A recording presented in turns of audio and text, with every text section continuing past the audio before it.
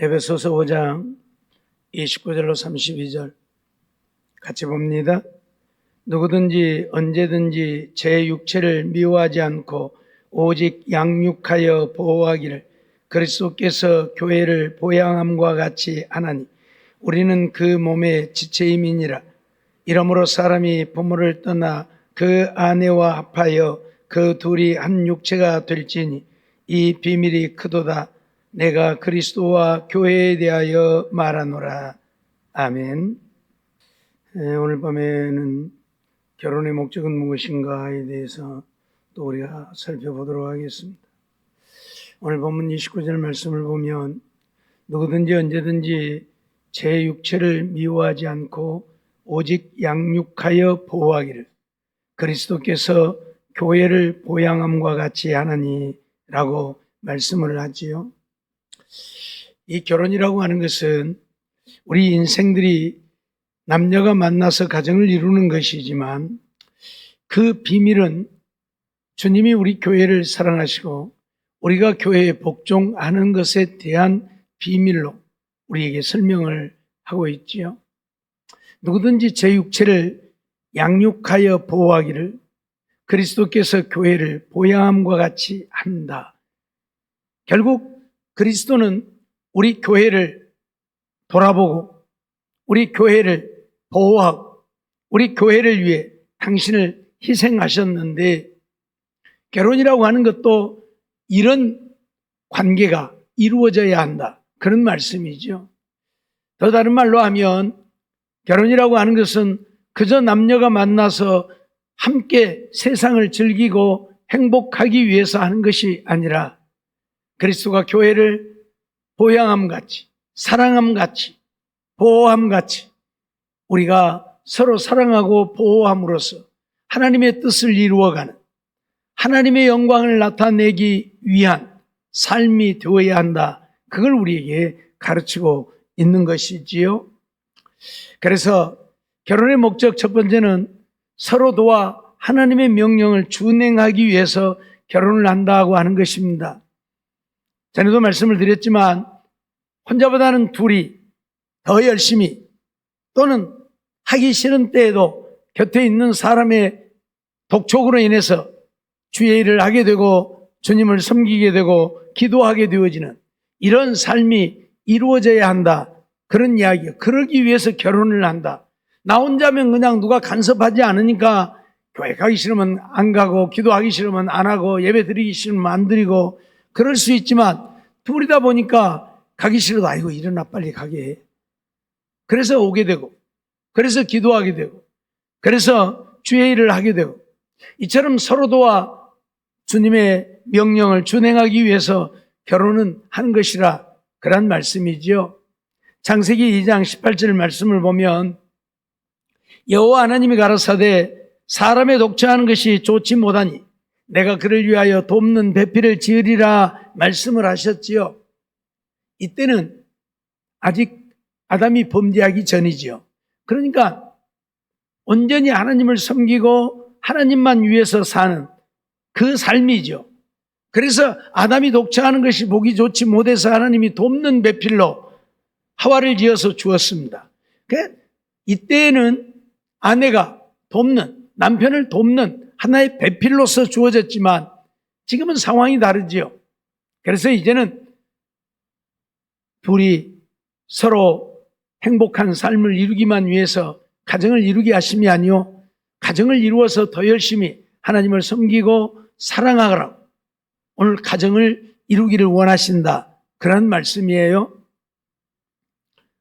고린도전서 7장 3절로 5절 말씀을 보면 남편은 그 아내에게 대한 의무를 다하고 아내도 그 남편에게 그렇게 할지니라.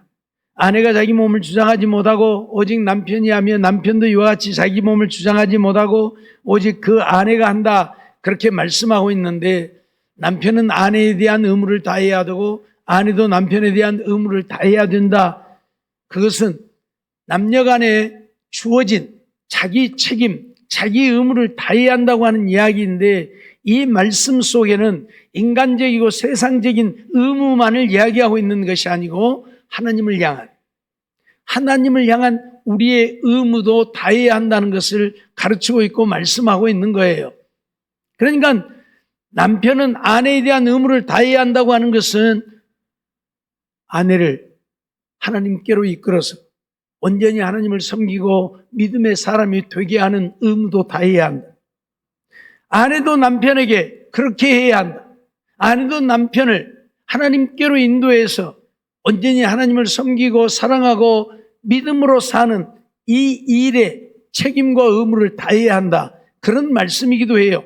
육신적인 의무만 다하는 것이 아니라 영적인 의무도 다해야 된다고 말씀하고 있는 내용이라고 우리는 보아야 합니다. 그러니까 우리가 가정을 이루는 것은 둘이만 알콩달콩 행복하게 살면 되는 것이 아니라 혼자보다 둘이 더 열심히 하나님을 사랑하고 섬기며 주의 일에 힘써서 주님을 기쁘시게 하고 주께 영광 돌리는 우리의 삶이 되기 위해서 가정을 이루는 것이라 그런 말씀이죠. 브리스가와 아굴라 부부는 정말 그러한 삶을 이룬 자들이지요. 부부가 함께 주의 복음을 위해서, 하나님을 위해서, 바울 사도를 위해서 그들의 목숨이라도 내어놓고 섬겼던 자들입니다. 지난번에도 말씀드렸지만 아내인 브리스가가 먼저 언제나 기록된 것은 아내가 남편을 늘 부추겨서 함께 그렇게 하나님을 섬기는 일에 힘썼다는 이야기입니다. 아굴라 혼자는 그렇게 하지 않았을 겁니다. 그런데 브리스가와의 곁에서 늘 우리는 이렇게 해야 한다. 우리는 이렇게 살아야 한다. 그래서 그 부부는 하나님을 섬기는 일에 자기들의 목숨도 내어놓았다. 그런 말씀이지요. 그래서 결혼의 목적은 둘이만 알콩달콩 행복하게 살기 위함이 아니라 세상을 마음껏 즐기기 위함이 아니라 함께 더 열심히 하나님을 섬기고 주의 일에 힘쓰기 위해서 우리는 가정을 이루는 것이라. 그래서 가정을 이룰 때에는 안 믿는 자와 가정을 이루지 말고 믿는 자와 가정을 이루어야 한다. 그런 말씀이에요. 우리 후배 중에 하나가 결혼을 했는데 이제 안 믿는 아가씨였는데 이제 예수를 믿겠다고 예수를 믿으니까 이제 결혼을 했어요. 근데 얼마 지나지 않아가지고 이제 자꾸 힘들다는 소리를 했어요. 그래서 아니 교회 다니고 신앙생활 하는데 무엇이 그리 힘드냐 그랬더니 교회를 다니고 신앙생활을 해도 신앙의 레벨이 안 맞으니까 힘들다는 거예요. 자기는 하나님 앞에 이렇게 하고 싶은데 아내는 자꾸 왜 그렇게 하냐고 이렇게만 해도 되지 않느냐고 그런다는 거지요. 그것이 자꾸 걸림이 되고 부딪힘이 되니까 힘들다는 거예요. 예? 같이 신앙생활을 해도 레벨이 안 맞으면 그래요. 그래서 안 믿는 자와 결혼을 하는 것이 참 힘든 거예요. 같이 열심히 하나님을 섬기면 좋겠지만 이게 안 맞으니까 서로 부딪히니까 결국은 이혼까지 하더라고요. 어떻든 간에 오늘 우리는 둘이 알콩달콩 살기 위해서만 결혼을 하는 것이 아니고 혼자보다 둘이 더 열심히 함께 주를 섬기고 주의 일에 힘쓰기 위해서 가정을 이룬다는 것 잊어버리지 말아야 할 것입니다. 5절 말씀을 보면 서로 분방하지 말라. 다만 기도할 틈을 얻기 위하여 합의상 얼마 동안은 하되 다시 합하라. 이제 마음이 안 맞으면 서로 이렇게 분방할 수도 있잖아요. 예? 그런데 기도할 틈을 얻기 위해서만 분방을 해라. 그리고 다시 합하라. 왜냐하면 사단이 역사하기 때문이라. 그렇게 말씀하고 있어요. 그러니까 무슨 말이에요? 사단이 역사하면 우리는 믿음을 잃게 되잖아요. 사단이 역사하면 하나님을 온전히 섬길 수 없게 되잖아요. 그러니까 하나님 섬기는 일에 방해되지 않게 해라 그 말이에요. 그러니까 가정을 이룰 때에는 결혼을 할 때에는 그래서 될 수 있으면 믿는 자를 택하여서 함께 주님을 섬기는 일에 힘써야 함을 우리에게 가르치고 있고 말씀하고 있는 것이죠. 두 번째는 결혼의 목적은 경건한 자손을 얻기 위해서 결혼을 합니다. 말라기 2장 14절 15절 말씀을 보면 너희는 이르기를 어찌미니이까 하는도다. 이는 너와 너의 어려서 취한 아내 사이에 여호와께서 일찍이 증거하셨음을 인함이니라. 그는 내 짝이요 너와 맹약한 아내로되 내가 그에게 괴사를 행하도다. 여호와는 영이 유예하실지라도 오직 하나를 짓지 아니하셨느냐? 어찌 하나만 지으셨느냐? 이는 경건한 자손을 얻고자 하심이니라. 그러므로 내 심령을 삼가 지켜 어려서 취한 아내에게 괴사를 행치 말지니라. 그렇게 말씀을 하고 있는데, 하나님이 가정을 이루기 원하시는 목적 중에 하나가 뭐예요? 경건한 자손을 얻고자 함이라. 그래서 처음 이스라엘 백성들은 자기 민족이 아니면 결혼을 하지 않았죠. 자기 동족이 아니면. 하나님께서도 이방 여인을 아내로 들이지 말고 내 딸을 이방인에게 주지 말고. 왜요? 경건한 자손을 얻고자 함입니다. 거룩한 하나님의 백성들을 얻고자 함입니다. 안 믿는 자와 결혼을 해서 안 믿는 자녀들을 낳게 되어진다면 이건 하나님의 뜻하고는 전혀 다른 문제가 되어지는 것이지요. 결혼의 목적 중에 하나가 경건한 자손을 얻기 위함이다. 우리 가끔 농담 삼아서 그런 이야기도 합니다만은 전도 못하면 얘기라도 부지런히 나라고. 전도 못하면 얘기라도 부지런히 나라고. 무슨 얘기예요? 믿음의 가정의 자손들은 하나님을 믿는 믿음의 자녀가 되겠지요. 나가서 전도하는 것은 어려우니까 전도 못하면 자녀라도 낳아서 하나님 믿게 해라. 그런 이야기인데 경건한 자손을 얻고자 합니다. 우리는 이거 잊어버리면 안 돼요. 그래서 우리 믿음의 사람들은 더더군다나 믿지 않는 자들을 남편으로 아내로 맞이하는 일들이 있어서는 안 된다는 이야기지요. 내가 신실하게 하나님을 믿으니까 예수 믿게 하면 된다고. 근데 그것이 말처럼 쉬우면 얼마나 좋겠습니까마는 안 된단 말이지요. 왜? 하나님이 택하지 않았다면 아무리 예수를 믿자고 권해도 믿지 않아요. 그래서 문제가 되는 거지요. 금방 예수 믿을 것 같지만 천만의 말씀이잖아요. 안 되잖아요. 몇십 년을 같이 살면서 우리가 예수 믿자고 해보지만 안 믿잖아요. 하나님이 택하지 않으면 내가 아무리 신실한 믿음을 가졌어도 내가 아무리 죽기 살기로 기도해도 안 되는 문제입니다.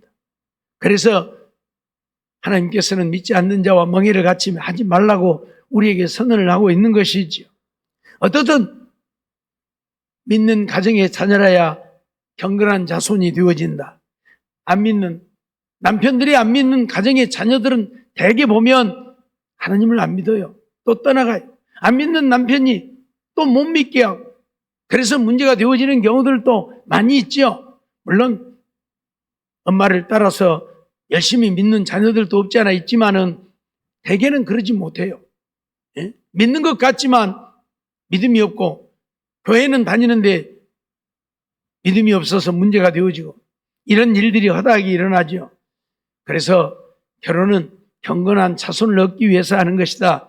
시편 4편 3절에도 보면 여호와께서 자기를 위하여 경건한 자를 택하신 줄 너희가 알지어다 라고 말씀하는데 경건한 자를 택했다고 하는 이야기는 그들을 통해서 경건한 자손들이 태어나기를 원했다고 하는 말씀이기도 합니다. 오늘 결혼은 경건한 자손을 얻기 위한 목적도 있음을 잊지 말라 그렇게 말씀하고 있는 것이지요. 세 번째로 결혼의 목적은 거룩한 가정을 세우기 위함이지요. 반복되어지는 말씀인 것 같지만 우리가 결혼을 하는 것은 거룩한 가정을 이루어서 거룩한 하나님을 섬기고 믿음으로 살기 위함이죠. 에베소서 5장 25절 27절 보면 남편들아 아내 사랑하기를 그리스도께서 교회를 사랑하시고 위하여 자신을 주심같이 하라 말씀하지요.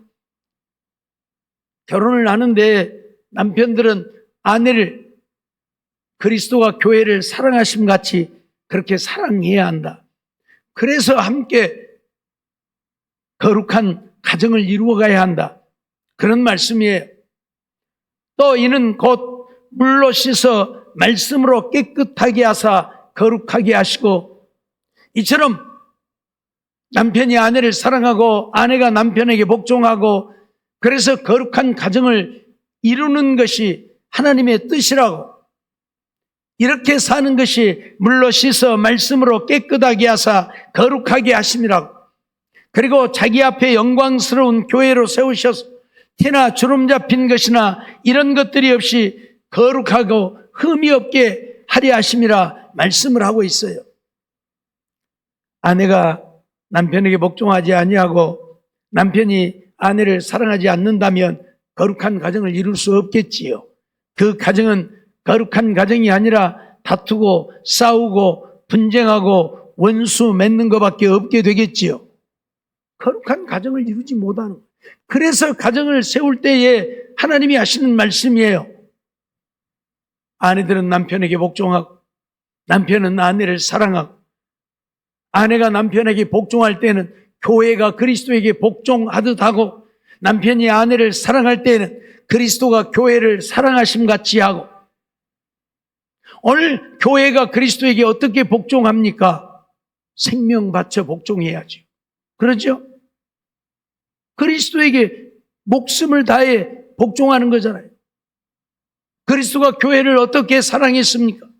당신의 생명을 내어주고 우리를 사랑했잖아요.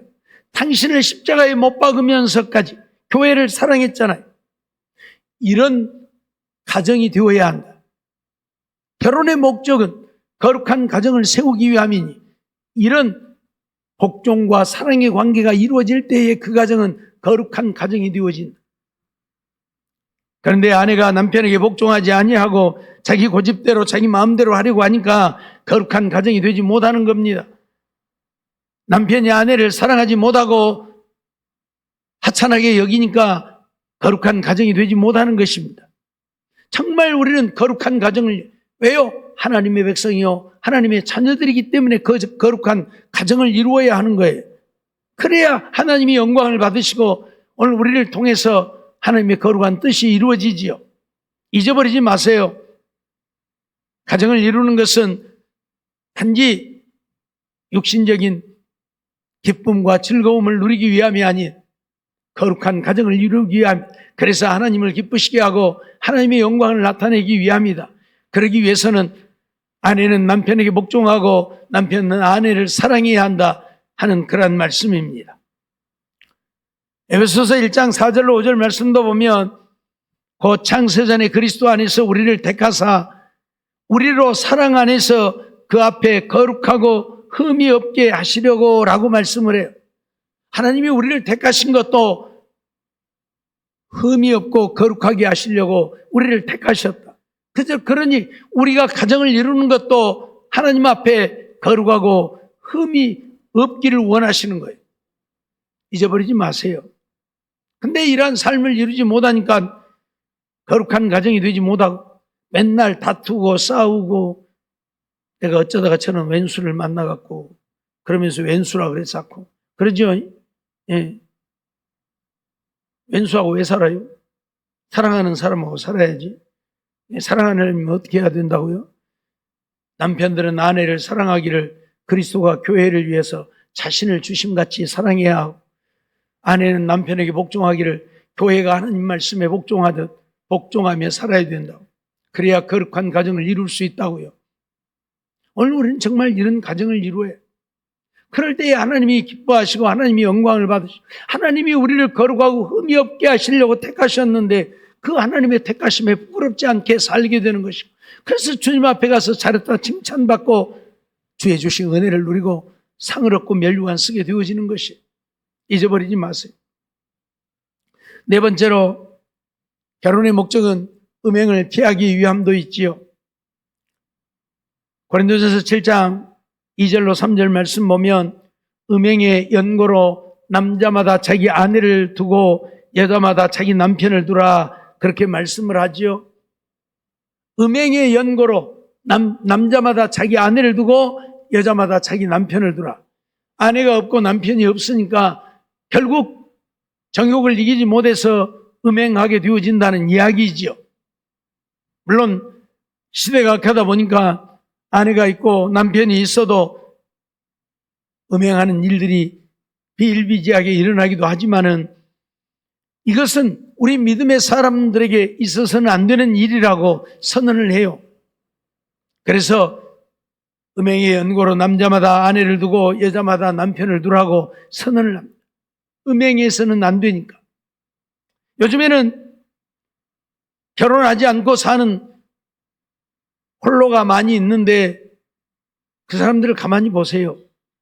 얼마나 부정을 저지르고 사는가. 우리가 가끔 절의 중들을 향해서 정말 세상 것을 다 내려놓고 참선하는, 그래서 도의 경지에 이르르는 자들인 줄로 착각하지만 천만의 말씀이요,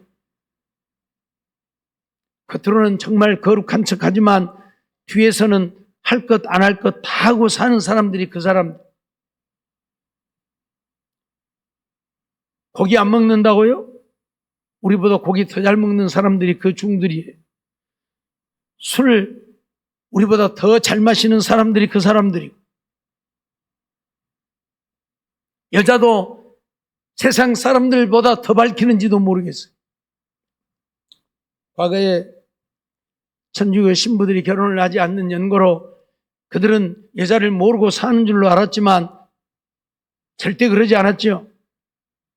과거 수도원들이 산에 많이 있을 때에 그 수도원 지하에는 수없이 많은 아이들의 뼈들이 나왔었습니다. 여자들과 잠을 자고 아이를 갖게 되어지면 아이를 낙태시켜서 거기다 묻어가지고, 그래서 한때는 수도원이 얼마나 비난의 대상이 되어졌는지도 모르죠. 혼자 사는 것이 결코 쉬운 일이 아닙니다. 그러기에 하나님께서는 음행의 연고로 남자마다 아내를 두고 여자마다 남편을 두라고 말씀을 하고 있는 것이지요. 고린도전서 7장 8절로 9절 말씀도 보면 내가 혼인하지 아니한 자들과 과부들에게 이르노니 나와 같이 그냥 지내는 것이 좋다고 말씀을 합니다. 그러면서 만일 절제할 수 없거든 혼인하라. 정욕이 불타는 것보다 혼인하는 것이 나으니라. 결코 정욕이 불타서 악을 행하는 것보다 혼인하는 것이 낫다고 선언을 합니다. 그러니까 결혼의 목적 중에 하나는 음행을 피하기 위해서 가정을 이루는 목적도 있다고 하는 것을 오늘 우리에게 가르치고 있는 것이지요. 마지막으로 결혼은 대를 잇기 위해서 하는 것이기도 합니다. 요즘에는 대에 대한 개념이 별로 없어졌습니다만 우리 위의 세대만 해도 자식 못 낳으면 대가 끊긴다고 막 여자들 들여갖고 시바지도 시키고 막 그럴 정도로 대가 끊기면 안 되니까 그렇게 대를 중요하게 여겼죠. 근데 성경에도 보면 그러죠. 창세기 38장 7절 8절 말씀을 보면 유다의 장자 엘이 여호와의 목전에 악함으로 여호와께서 그를 죽이신지라. 유다의 장자 엘이 하나님 앞에 너무 악하니까 하나님이 그를 죽이셨어요. 그래서 유다가 오난에게 이르되 네 형수에게로 들어가서 남편의 아우의 본분을 행하여 내 형을 위하여 씨가 있게 하라, 그렇게 말하는 것을 봅니다. 유다가 장자 엘이 죽고 나니까 둘째 오난에게 네가 네 형수에게로 들어가라. 그래서 형수에게 아이가 있게 해서 네 형 엘의 대가 끊기지 않게. 그러니까 그렇게 해서 낳은 아들은, 첫째 아들은 누구 것이에요? 내 것이 아니라 형님의 것이 되는 거예요. 이게 바로 계대결혼법이라고 하는 것인데 대를 잇기 위함입니다. 대가 끊기지 않게 하기 위해서 그렇게 하는 거예요. 그래서 신약 성경에도 보면 그런 말씀이 나오지요.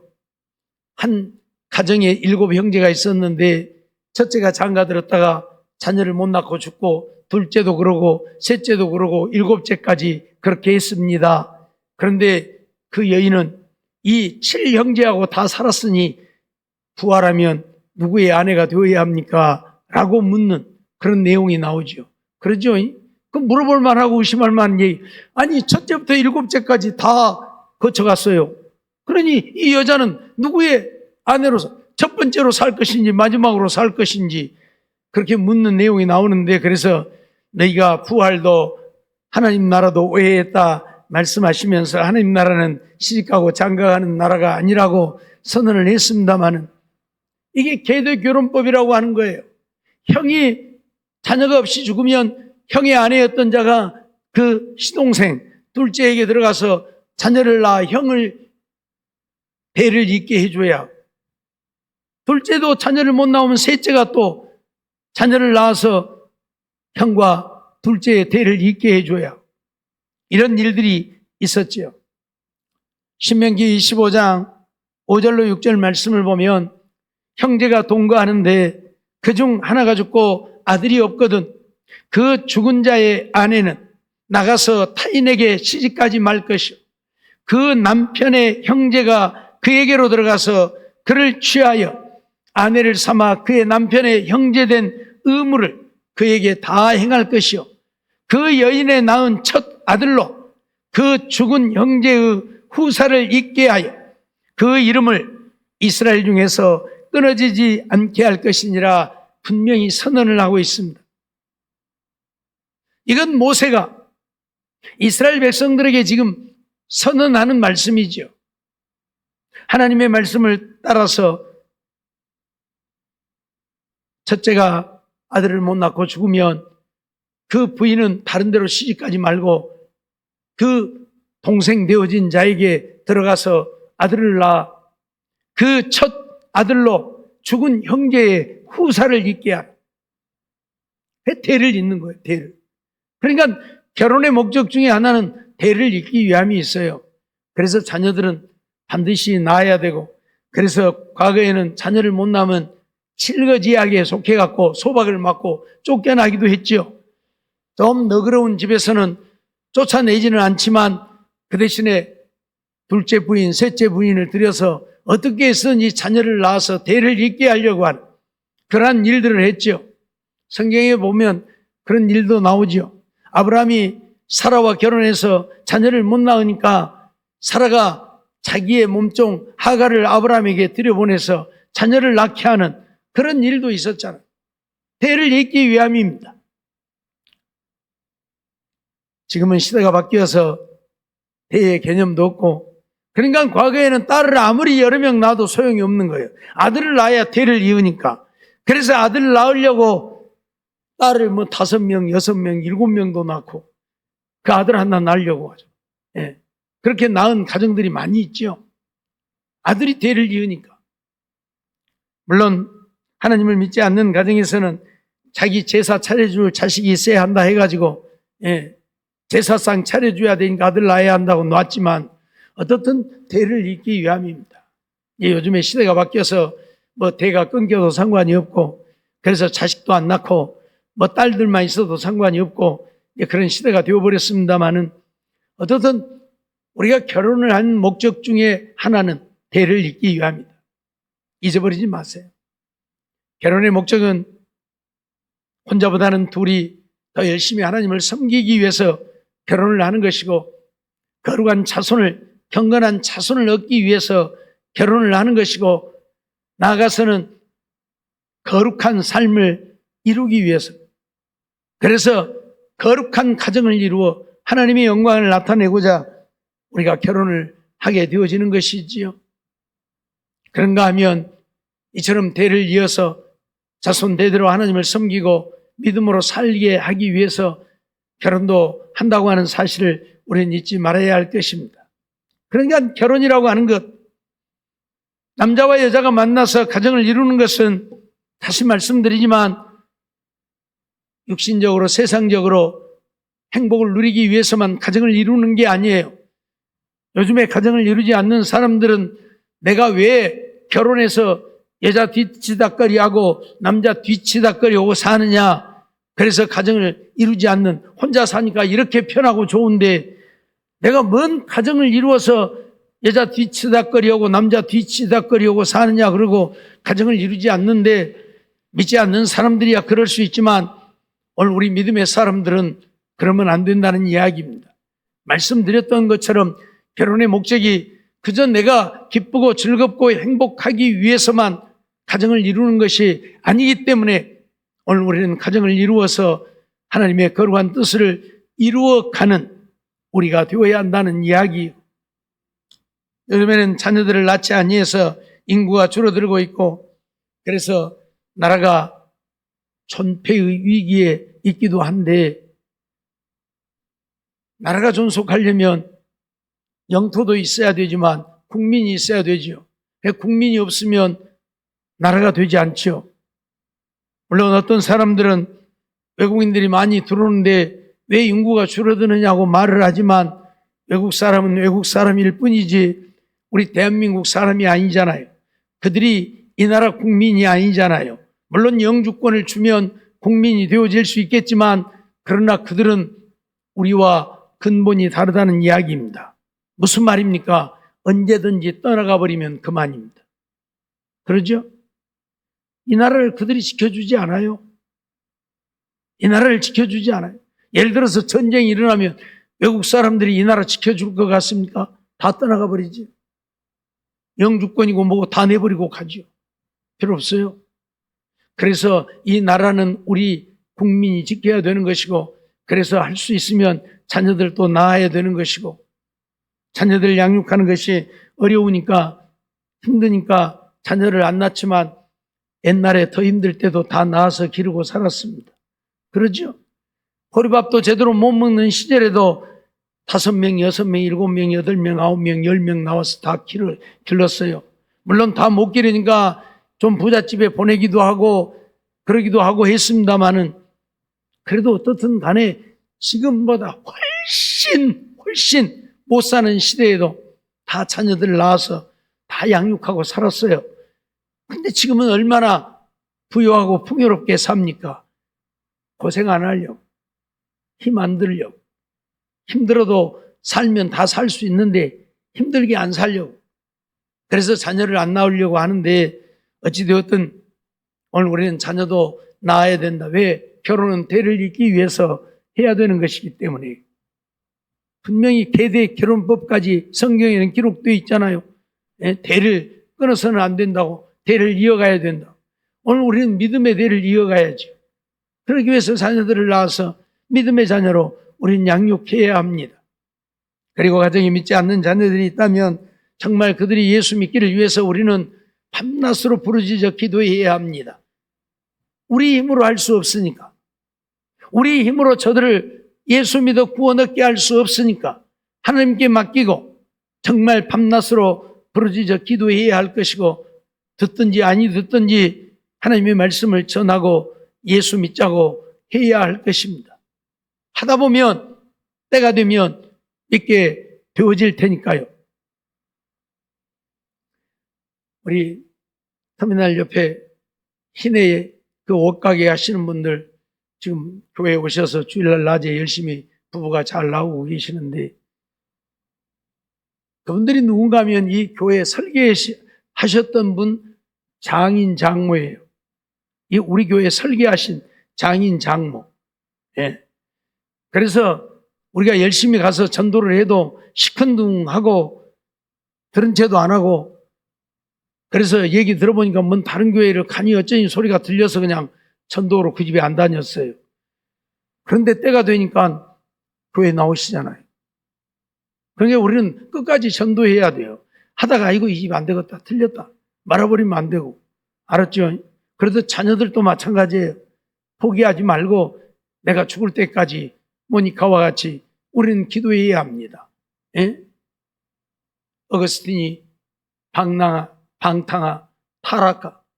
하지만 그의 어머니 모니카는 포기하지 않고 그를 위해 기도했죠. 언제까지? 죽는 순간까지. 어거스틴이 회개하고 예수 믿는 모습을 못 보았지만, 어머니가 죽고 난 이후에 어거스틴은 회개하고 예수 믿어 성자라는 소리를 들을 만큼 신실한 믿음의 사람이 되어졌습니다. 잊어버리지 말고 오늘 우리도 포기하지 말고, 아이고 저건 틀렸어, 포기하지 말고 끝까지 부르짖고 기도해서 하나님의 거룩한 뜻을 이루어간, 그래서 믿음의 가정을 이루어간 우리 모두의 삶이 되어지기를 주의 이름으로 축원합니다. 기도하겠습니다. 사랑의 하나님, 감사합니다. 이 밤도 저희들을 부르시고 인도해 주시고 또 하나님 앞에 나와 예배드리게 하시고 말씀 주셔서 듣게 하심을 감사합니다. 주신 말씀 기억하고 결혼의 목적은 여러 가지 목적들이 있다고 하는 사실, 그 중에 하나가 혼자보다 둘이 더 열심히 하나님을 섬기고 믿음으로 살고 거룩한 가정을 이루고 거룩한 자손을 얻고 정말 대를 이어 하나님을 섬기는 가정을 이루기 위해 결혼한다고 하는 사실을 잊어버리지 않게 해주시고, 그러기에 우리 믿음의 사람들은 반드시 가정을 이루고 자녀들을 낳아서 하나님의 거룩한 뜻을 이루어간 우리 모두가 되게 해주시고, 우리 가정들이 정말 하나님을 신실하게 믿고 믿음으로 사는 거룩한 가정이 되기 위해 믿지 않는 자들을 위해서 밤낮으로 부르짖어 기도하며 믿음의 사람들로 세워가는 일에 힘을 다하여 하나님께 영광 돌리며 사는 우리 모두가 되게 주옵소서. 이 밤에도 하나님 부족하지만 말씀대로 살아가려고 노력하게 해주심 감사하고 믿음이 자라게 해주시기를 원하여 11조와 감사함을 드립니다. 주님 기억하시고 받아주시고 주의 일에 귀하게 가볍게 쓰여지게 하시고 부족하지 않게 하시고 드리는 손길 가정에 한량없는 은혜를 허락해 주시고 이 땅에 사는 날 동안에 무엇 하나 부족함이 없게 하시고 기도하는 대로 다 이루어 주시고 영육이 강건하게 하시고 믿음에 믿음을 더하셔서 믿음의 역사를 이루어가게 하여 주시고 하나님 홀로 영광 받으시옵소서. 믿사옵고 예수님의 이름으로 감사하며 기도하옵나이다. 아멘.